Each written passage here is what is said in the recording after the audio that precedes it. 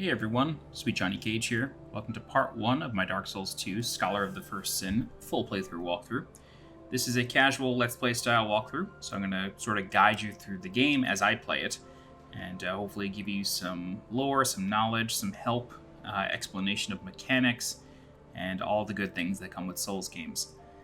I will sort of say from the outset, Dark Souls 2 is probably like my least favorite of the series. It's still a very good game, but it just changes so many things from Dark Souls 1 and Demon Souls and plays kind of differently from the rest of the games in the series, so it can definitely take an adjustment period. There are a lot of mechanics in Dark Souls 2. It has one of the best New Game Plus systems in gaming, I think, and unfortunately it wasn't brought over to Dark Souls 3 or Bloodborne. New Game Plus in Dark Souls 2 changes quite a bit. You get new enemies, different loot. The game sort of stays the same, but things just get remixed in a way, which I want to see in Elden Ring, hopefully. Okay, so let's get started. This part of the walkthrough, we're going to go through things betwixt, and then I'm going to skip this intro cutscene, and we are going to spawn immediately in things betwixt. And Dark Souls 2 starts off very differently from the rest of the series. You'll notice that we didn't go through character creation, and that is because you do it in a little bit. We're going to sort of walk through this area towards the light here, and then we'll be able to go through character creation. What's kind of funny, though, is in the intro cutscene, the character is obviously male, just given the body type and characteristics, but if you take off your armor, you can see that you are male as well.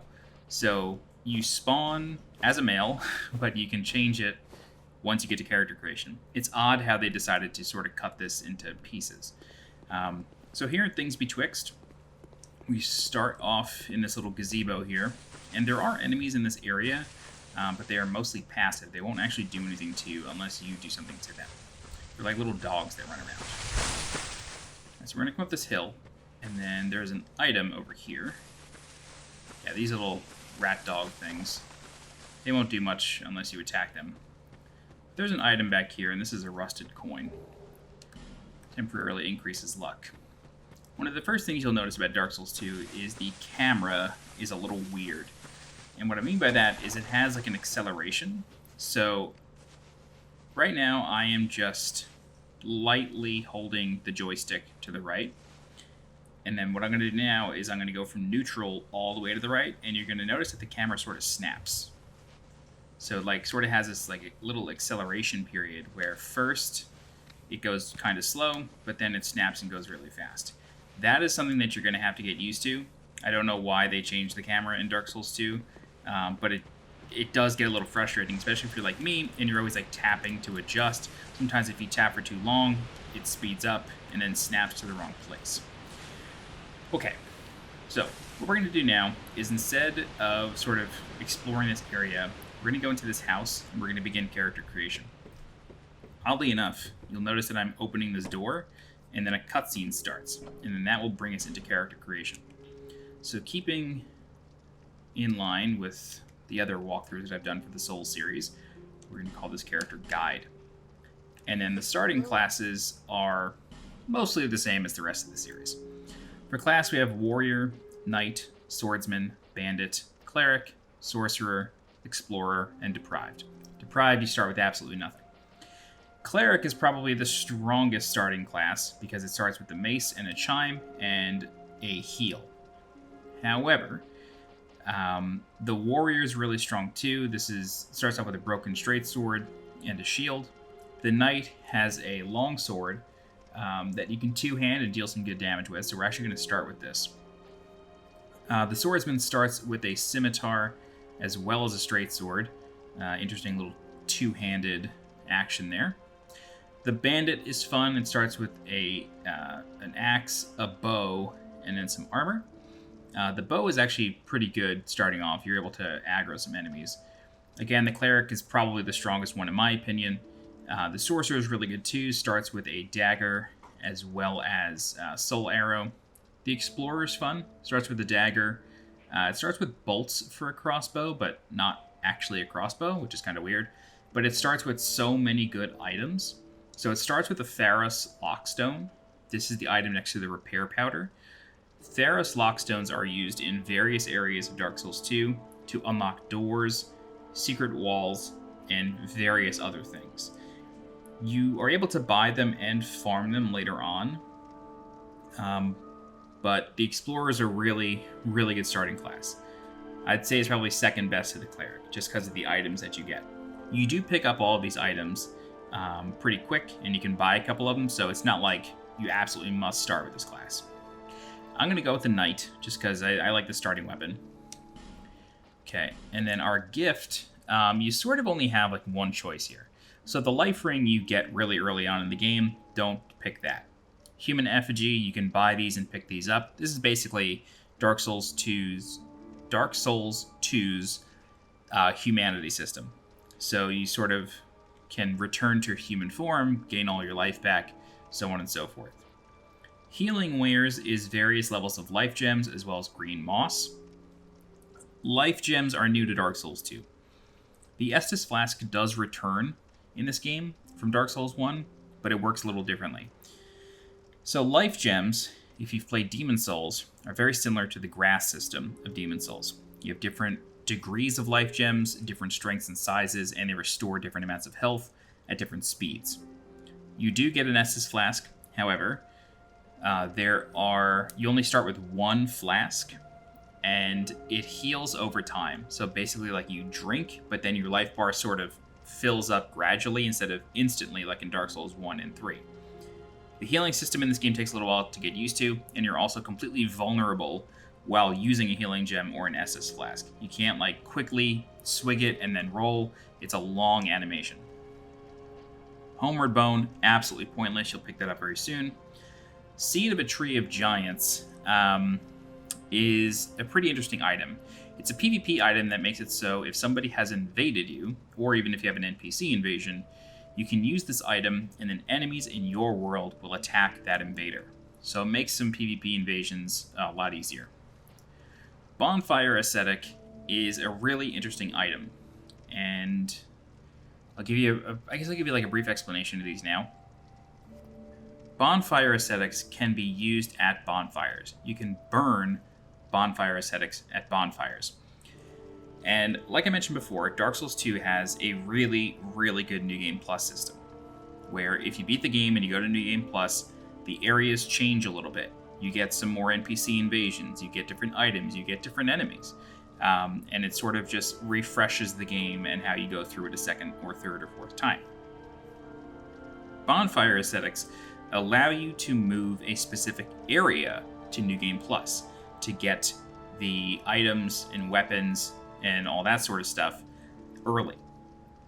So basically, if you were to use a Bonfire Ascetic in an area and it has a different loot is available on New Game Plus, you will now have access to that loot. This allows you to sort of accelerate the way you're playing the game on repeat, like New Game Plus 0 playthroughs.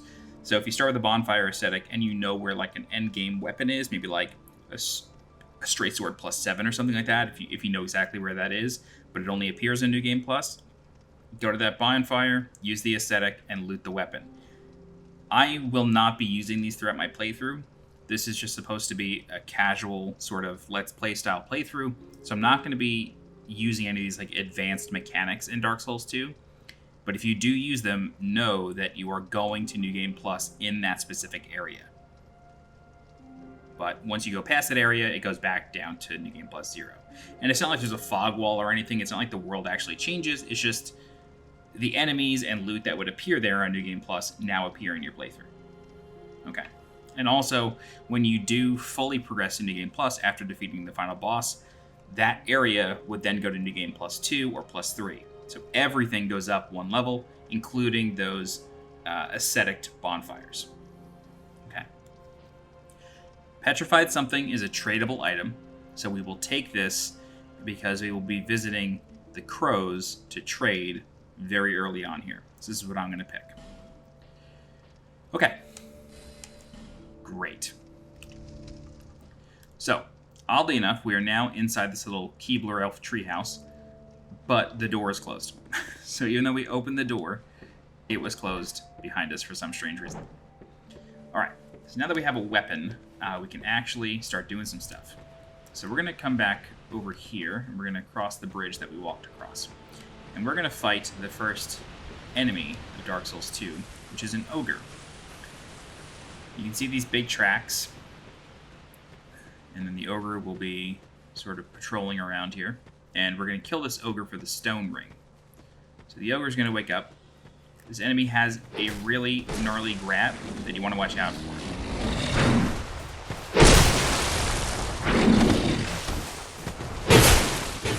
Yep, here's the grab. Okay. You want to be really careful with that grab. The hitbox is kind of frustrating.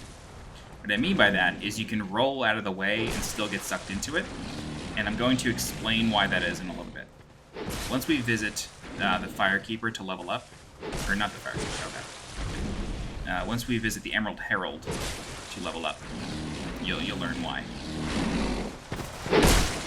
Alright, that's the Ogre. And then he drops the stone ring. So the stone ring just gives you some, it allows you, gives you additional reduction of enemy poise. So basically that allows you to sort of stagger enemies as you're attacking them more easily. And we have a gold pine resin here as well. Okay, and we come over here and then cross this bridge. Before we do that, you want to follow this river. And you do walk much more slowly in water in Dark Souls 2. And then you can actually drop. I'm almost positive you can drop here. I'm not even going to chance it. I might be wrong. We can get that treasure a much different way. A much safer way. I'm pretty sure you can just drop there. Okay. So, you can turn right here, go down this little ramp. Yeah, I could have dropped. And then you get the small, smooth, and silky stone. Alright. So that's this first little area. That's the Ogre. And then we can come back into the Keebler Elf treehouse. And then we can come upstairs, and there's a chest for us to open. Using Bonfire aesthetics also respawns chests. So if I were to go outside and use the Bonfire aesthetic on the first bonfire, just outside this house, this chest would respawn. Alright, so we get a human effigy. Like I said, useless starting gift. And then if we speak with Millibeth a couple times, I think she gives us an item. No. One of these Firekeepers gives us an item.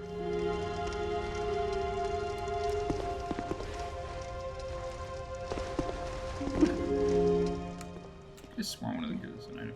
Oh well. Okay. Cool. So now we have our first bonfire. Teleporting is always available in Dark Souls 2. If you play Dark Souls 3 or Bloodborne, it works the same way. Once you light a bonfire, you're able to teleport to it. Dark Souls 1 is actually the only game in the series that locks teleporting till the mid-game, which I always think it makes for a better experience, but that's just me. Okay, so this is the travel menu. We only have one bonfire here, so nothing to do. We have these little gravestones that give you hints throughout the game. They are 99% of them are in things Betwixt. I think there might be one or two scattered throughout the world. There's a treasure right here. Be sure to pick that up. Soul of the Lost Undead and a torch. The torch is a really important item. And the way torches work, if you go to your equipment menu, just below the rings area, you'll see a timer. And that timer says that we have 5 minutes of torch time. Every time you pick up a torch, 5 minutes gets added to that timer. In Dark Souls 2, a little bit of a history lesson for you. When the game was first revealed, it had this really impressive lighting system. And darkness was supposed to play a really big role in this game. It was designed to be a really dark game, lighting-wise. So the idea was that you would have a torch in one hand and a sword in the other, or a sword and shield. So you would sacrifice your shield for a torch and be able to see better and, suss out any traps or enemies that might be lurking in the darkness, and then you can use that torch to light lanterns or braziers or, things like that. But, unfortunately, that lighting engine was too strong, or it required too much resources to get it to run on the PS3 and Xbox 360 when the game first came out. So it was removed, and the game was made brighter. There are still some dark sections, but the torch is never necessary in terms of like needing to light your path or anything like that. It's still cool to use. The game is kind of beautiful, and it does having a torch out does lend itself to that beauty. But for the most part, the torch is kind of pointless.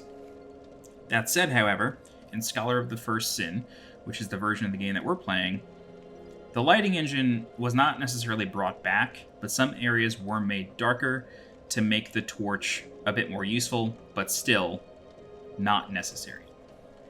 However, one other thing happened, and in areas where there were a lot of braziers to light, in the original version of the game, you would light them and nothing happens. It's just to make the area more visible. In Scholar of the First Sin, if you light all the braziers in an area, you'll usually get an NPC invasion. So that's what we're going to do. What you can do is at every bonfire, you can press triangle and light your torch. Just like that. So we're going to light the torch and head out, and then there's going to be a brazier for us to light right here. And then we're going to light all these on the ground here.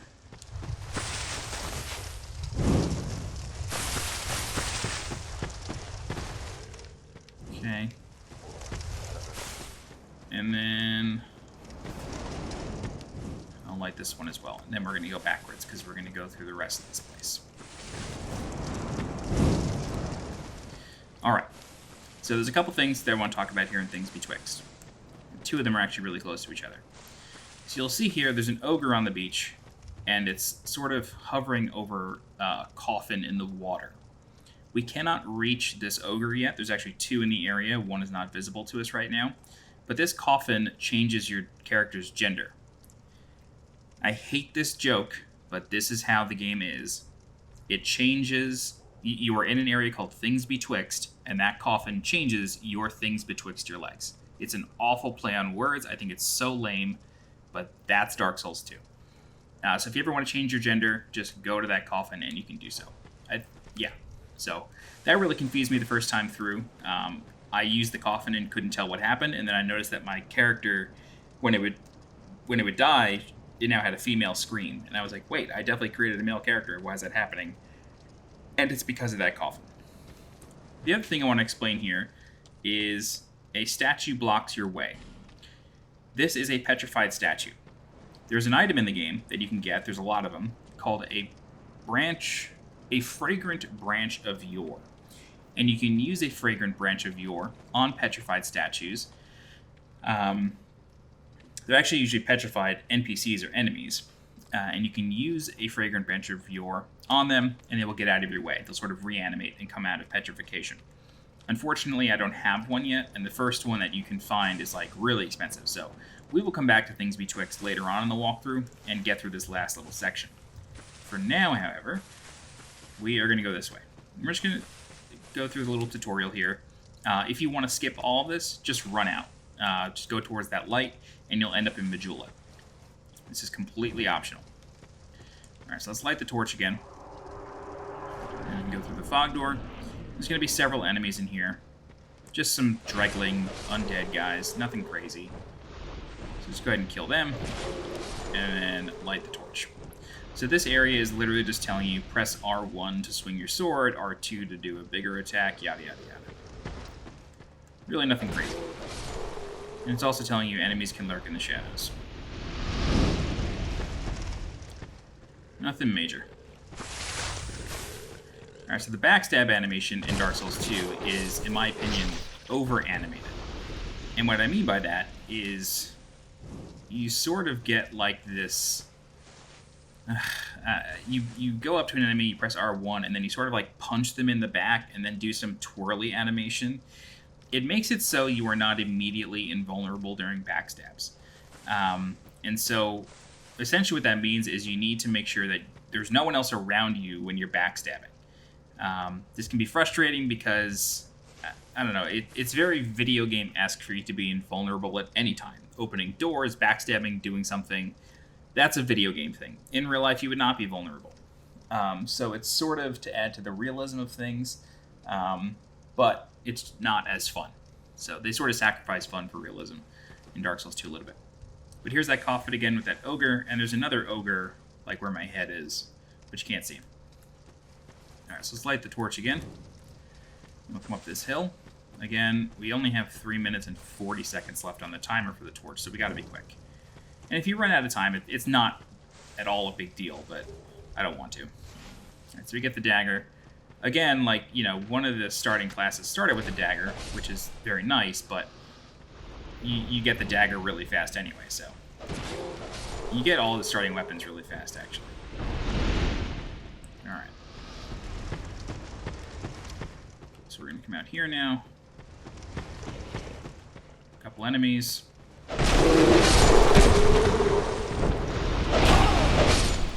Alrighty. Cool. That last guy had a bow, which can be a little tough to deal with. Get a life gem. Come out here. See, the timer's still running even though we're walking through the fog. Kind of annoying. Alright, go ahead and drop this ladder. And then what I'm going to do is I'm going to ignore the crows for now, and we're going to drop here and light this brazier. And then we're going to put our torch away. And get a soul of a nameless soldier. Okay, cool. So let's go back up the ladder, and then we're going to make a couple of trades with the crows. And the crows have different names in this game, but I will always refer to this as Sparkly the Crow. I think it's like D and T or something like that. Crow. Give us food. Yes, you. Give us. What are these things called? Dinah and Tillo are the names. I'm sure that has some Latin root that I don't know about. Anyway, what we're going to do is we're going to drop a small smooth and silky stone. Leave it here. And then in Dark Souls 2, you do not need to reload. The treasures are given to you right there. So you get a Titanite shard for that. And then go ahead and drop your starting gift, which was the petrified something. The only purpose of this item is to leave it with the crows. And then you get the Channeler's Trident. Wow.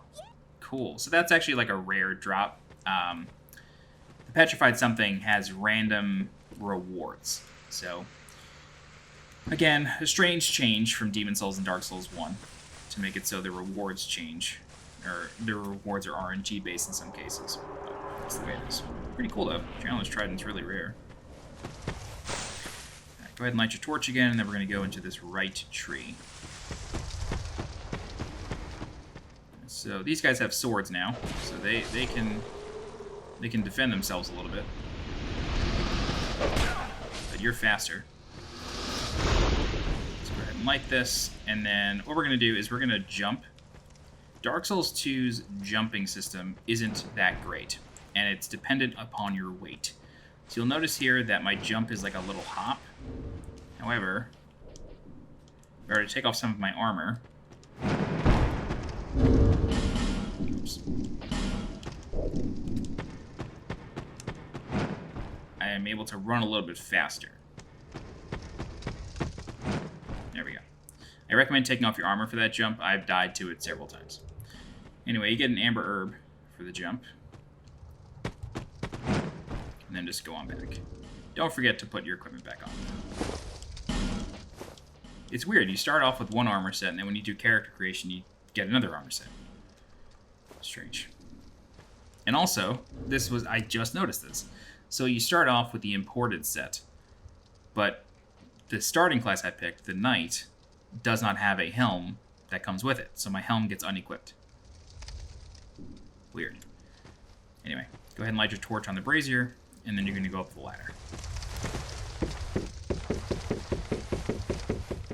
Unfortunately, quick climbing ladders uses your stamina, so be very careful. If there's ever an enemy on top of a ladder, don't quick climb it. Alright, so this teaches us about plunging attacks. So just press R1 while falling. Ooh, hello. And then there is a door over there, but I want to light this last brazier here.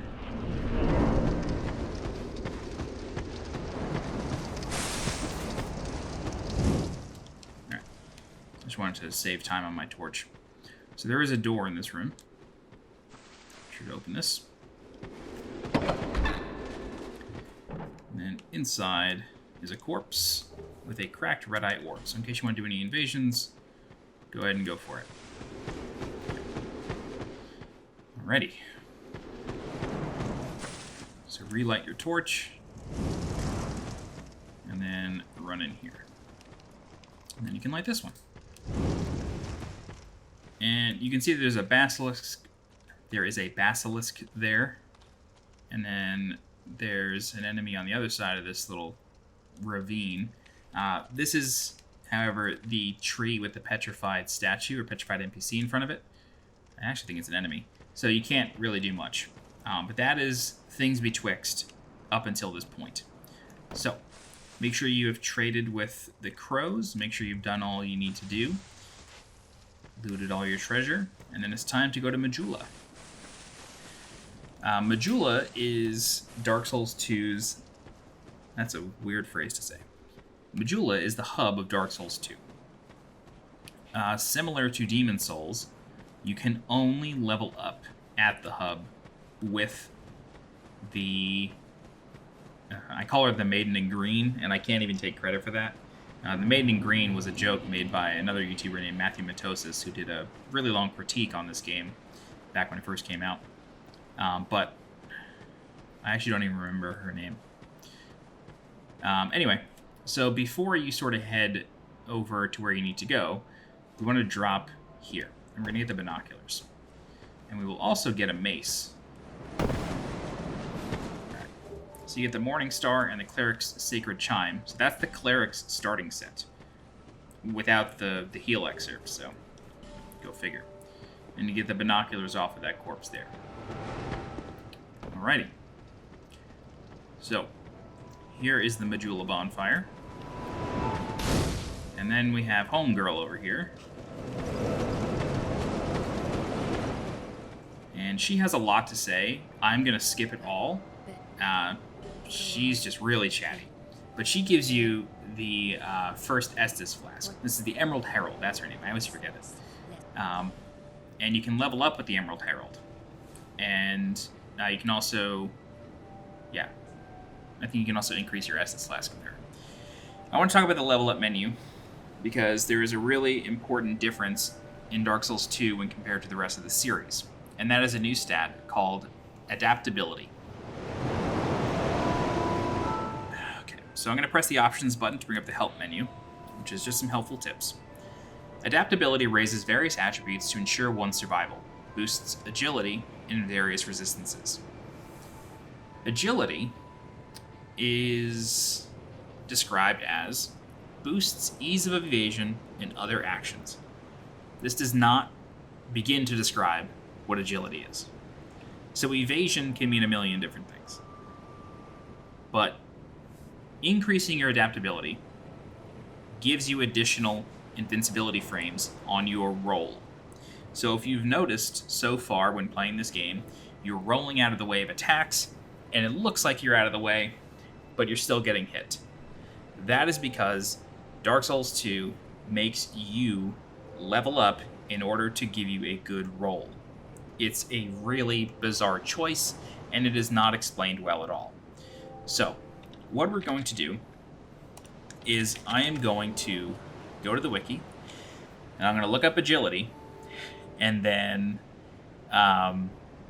we are going to use a really helpful table that tells us the sort of like upper limit of invincibility frames with agility. So, our adaptability right now is at 9. If we go to 10, we get 88 agility. At 88 agility, we have 9 iframes, or 0.3 seconds of invincibility on our roll. Starting off at 87, we only have 8 iframes. So what we effectively need to do is get to somewhere between 114 and 116 agility. It's really up to you, but the agility cap is 116. Don't level up your adaptability any higher than when agility goes to 116. It's not worth it at all. And for some reason, attunement levels up agility as well. I don't really get that. Which I guess is helpful, and it's helpful. And adaptability also increases, resistances, which is nice. But adaptability is going to be the first stat that I level throughout the game. Okay, so that is the new stats explained. Everything else is basically the same. The Emerald Herald gives us our mission to find the king, or seek the king, as she properly says. The king is in this building here. This is Dringlake Castle. However, we cannot reach Dringlake Castle. If you head in this direction, you will come across a building called the Shrine of Winter. The Shrine of Winter cannot be opened unless you have the 4 old souls, or souls of the old ones, or something like that. And basically you get these from bosses at the end of certain areas. So there's the Rotten, there's the old Demon King, I think. And there's a couple other bosses. The Last Sinner, and something else. I'm like racking my brain really fast to figure out what they were.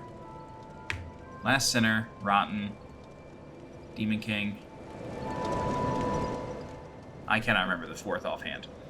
But basically, the Shrine of Winter will not open unless you have those 4 boss souls in your inventory. Or, I think you could have them. I think you could have used them, but you basically just had to have gotten them.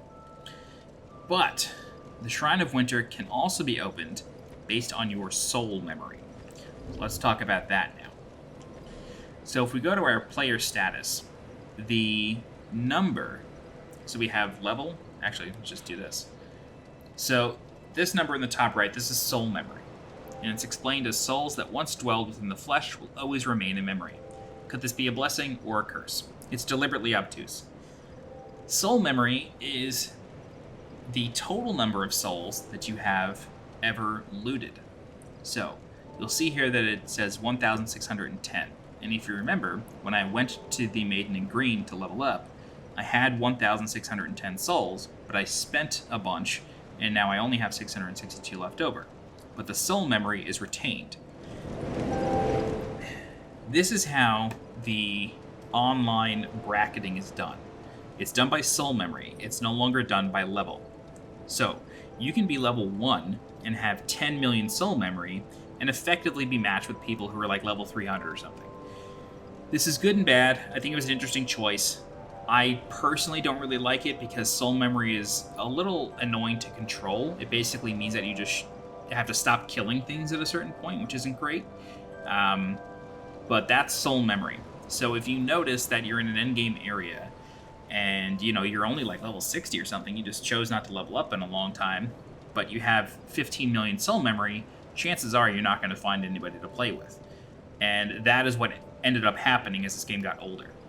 So if you notice that's what's happening, chances are it's your soul memory, and unfortunately I don't think there's any way to expunge it or do anything about it, but let me just double check the wiki here.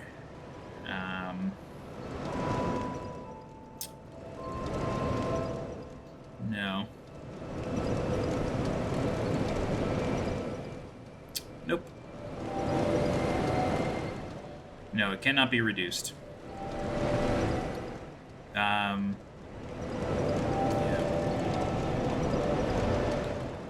Anyway, kind of annoying. But that's soul memory, so that's a new mechanic to Dark Souls 2. Thankfully it wasn't brought back, but yeah. Okay, so those are the new mechanics, and I should explain Majula now. So over here we have this monument, and this monument basically sums up Dark Souls 2 in a nutshell. The marketing behind Dark Souls 2 when it was first coming out was prepare to die again. And again, and again, and again, and again, and again, and again. And so there's a monument here that if you're connected to the internet, it tells you the amount of times people have died in the world. And right now we're at 366,750,107 deaths worldwide. If you are not connected to the internet, this will just be your personal death counter. So the game is built around death, and there's a lot of cheap deaths in Dark Souls 2 that we will cover as we go through the game. This is the Crestfallen Warrior. Salden is his name.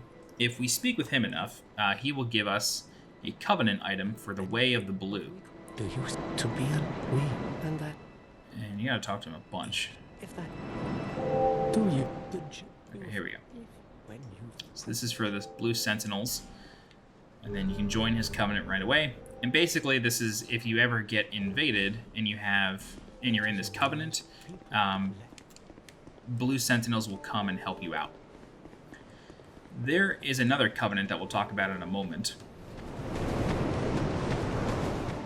But first, right here, this is Blacksmith Lenegrast. He's locked out of his house, and you need the key, which we will actually buy in the next area. So we'll be able to get a blacksmith functioning in the next part of the walkthrough.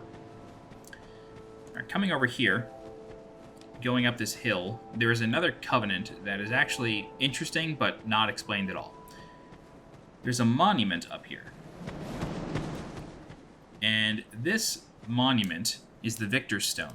And it just straight up asks you, do you want to enter the Covenant, offer an Awe Stone, or leave? And like any good player, you're going to say, enter the Covenant. I want to know what this is. It says, this will set you upon an arduous path. Okay to join this Covenant. Press yes. Press yes again. And then you join the Covenant and nothing happens. You get a Champion's Tablet. Great job. But what is going on? What does this mean? The Covenant of Champions is a pretty interesting covenant.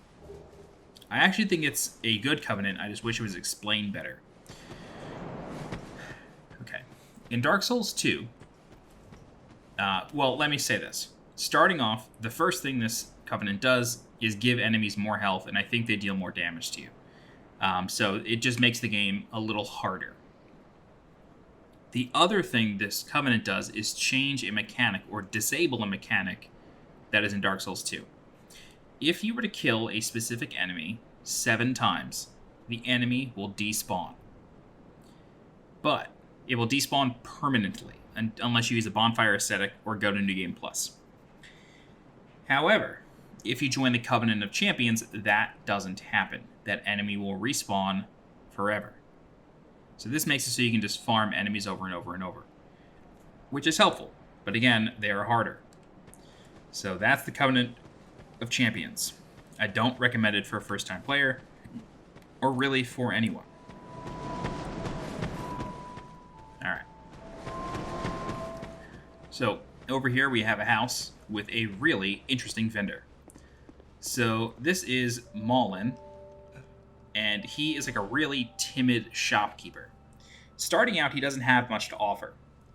But the more money you spend with him, the more items he goes out and procures for you. So you got to spend money to expand his inventory.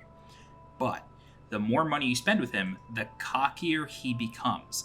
So right now he's this poor, timid man who has no souls, no currency, and is just begging you to buy something. But if you spend more and more souls, his posture even changes. So like he's sitting here cross-legged, just like sort of in a beggar's stance almost.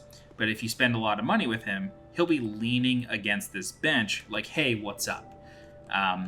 So pretty interesting character. I like him a lot. You can kill him and get his armor set, and his armor set increases the amount of souls you get. So what a lot of speedrunners will do is they'll kill him right away, they'll get his armor, and then every time they kill a boss, once they deliver the killing blow to the boss, they will quickly equip his armor, get the bonus souls, and then unequip them. So pretty interesting. Don't forget here, though, there is a ladder for you to go up. And inside is a Titanite shard.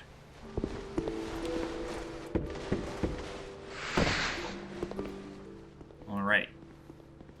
So this pit here is really interesting. You do need the cat ring in order to survive the fall. This will lead to a couple areas as well as one of the keys to the DLC. However, there is another NPC that you can come across throughout the world named Laddersmith Gilligan. And Laddersmith Gilligan, you can pay him to build ladders that go down into the pit and make it so you don't have to jump to all the treasures. Oh, okay. So we can open this door, and inside is a really nice NPC named Xiaoqua. Xiaoqua is a cat who cannot be killed. At least I don't think she can be killed. But she allows you to abandon your covenant. So if you have joined the Covenant of Champions, just speak with Xiaoqua and you can abandon it. She also allows you to rejoin covenants, or at least, actually I don't think you can rejoin them with her, but you can check your rank and of course abandon the covenant. Abandoning covenants in Dark Souls 2 has no penalty, unlike Dark Souls 1. Dark Souls 1, if you had a covenant leveled up to +2 and you left it, that rank went back down to 0. I think it went all the way down to 0. It could have just been -1 level, but either way, there was a penalty. Dark Souls 2, that is not the case. She also sells some items. She sells the Silver Cat Ring, which, like I said, reduces fall damage. Ring of the Evil Eye, which absorbs HP from each defeated foe. Red Eye Ring, which increases the aggro range of enemies. She also sells the Name Engraved Ring. Dark Souls 2 does not have a password system like Dark Souls 1 Remastered, or Dark Souls 3, or Bloodborne, or Demon Souls Remake. So instead it has a ring system where with the Name Engraved Ring, once you equip it, you're able to select a password. Actually, I think that might be an option with Xiaoqua while you have the ring equipped, but basically, this ring is the password system for the game. So if you ever want to play with a specific person, go ahead and equip the ring, set a password, have them do the same, and you should be able to connect more easily. The Ring of Whispers is a really interesting ring. Its description is pretty apt. It says, can hear the voices of foes. No joke. It basically makes it so you can hear enemies from further away. Kinda nice. She also sells Homeward Bones, Prism Stones, Alluring Skulls, and Lloyd's Talismans. But we don't really need to deal with her just yet. There is a locked door right here. This is known as the Majula Mansion. However, the key is given to us by an NPC named Kale the Cartographer, who we will find in the next area, in the next part of the walkthrough. So you cannot open that just yet. Okay, so that is Majula Oblongata. And from here we have two choices. You can go this way. I don't know why I ran so far. You can go this way, down this path here, through this archway. That will bring you to Hyde's Tower of Flame. Hyde's Tower of Flame has a trivial boss. However, the enemies are a little bit tough. This way right here, down this path, this will bring you to the Forest of Fallen Giants. Forest of Fallen Giants, in my opinion, is sort of the intended first area of the game, so that's where we will go first. Dark Souls 2 functions similarly to Dark Souls 3 in that the world is not recursive like in Dark Souls 1, at least for the most part. It's like a tree. There's a lot of branches. Some paths lead to other areas. Some paths are dead ends. And so what we're going to be doing a lot, luckily since warping is enabled from the start, we're basically going to go down one path for a while and then hit a dead end or choose to go a different way if that's where like the level of the game is kind of guiding you to. So that's what we're going to do. I guess your third option too is to go towards Drain Lake Castle, towards the Shaded Woods and Shrine of Winter, but that is a hard dead end unless you have those old souls or 1 million soul memory. So we're not going to go there for a while. But that's it. I think I've covered everything in Majula. Okay, so in part 2, we're going to go through Forest of the Fallen Giants. I will warn you, that is a really long walkthrough. It's going to be something close to 3 hours, 2.5, 3 hours. There's one boss, but the area is huge and lots of choices to make. So we will cover that next. But for now, if you have any questions, please feel free to leave a comment. I'll do my best to help you out. If you're looking for more guides for Dark Souls 2, please subscribe to the channel so you get alerted when new guides go live. If you're interested in supporting the channel monetarily, please consider becoming a channel member by clicking the blue join button below this video. Don't forget to follow me on Twitter and on Twitch, and as always, I'm SweetJohnnyCage. Thanks so much for watching, and I'll see you next time. Bye-bye.